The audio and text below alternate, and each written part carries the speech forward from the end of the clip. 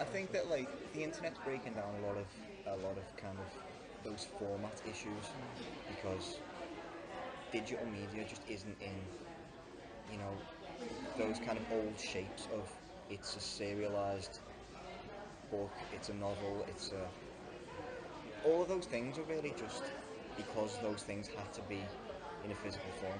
Just like the reason we had albums was because of the length of the CD or the length of an LP. How they're going to develop, I think, is going to be there's going to be more of a split between the big merchandise propelling names that we all know. That really are just they're not even there to sell books anymore. They're there to spawn film franchises, and then the the access to a readership that the internet gives independent artists.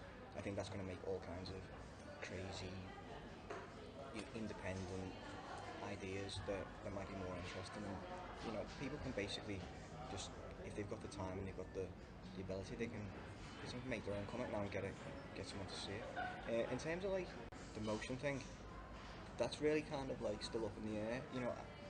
Everyone who makes a motion comic does it a little bit different. Some people I've made one myself, and it's like the amount of options you've got, whether you're gonna have the camera scroll through a page, or you're gonna have sequential frames like a film, or you're gonna have voiceovers, you're gonna have text. No one can really decide on it, and as with most things, it's already becoming a kind of a way to sell something twice. Like Marvel will put out a book and then they'll put out the motion comic book, which is just the book with some basic motion, and that doesn't seem like in keeping with the spirit of creating a new medium. What's 3D? Is it a way of making a new filmic language, or is it a way of getting all of the films that have previously been made and getting to resell them again with the word 3D at the end of the title? That's kind of what motion comics are like right now. It's like some people are doing interesting stuff with them that's could break off and kind of be its own thing, and then as with anything, it kind of gets exploited by people who see a way of making just a bit of fast cash out of it. It's kind of like linked in that. What's the motivation for those things? Is it because you've got some interesting idea and you can see that the internet, like I was saying, can give you an audience without needing to ask for permission to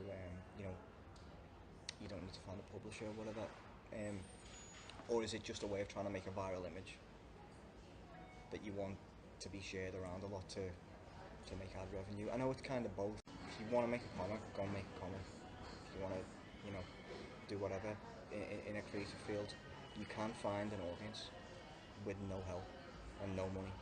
So with that barrier gone, if someone is kind of coming up against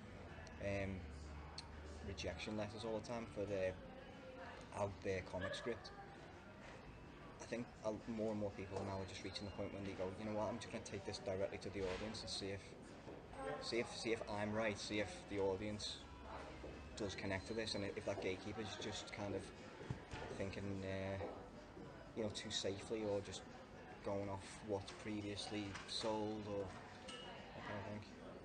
Yeah, personally, I would like to see more comics kind of going outside of the traditional subject matter. Seen as it's seen as a fringe thing anyway, why play to the mainstream? Why not just go all out and go, let's really fly a flag for this is a medium for really creative, really kind of groundbreaking ideas.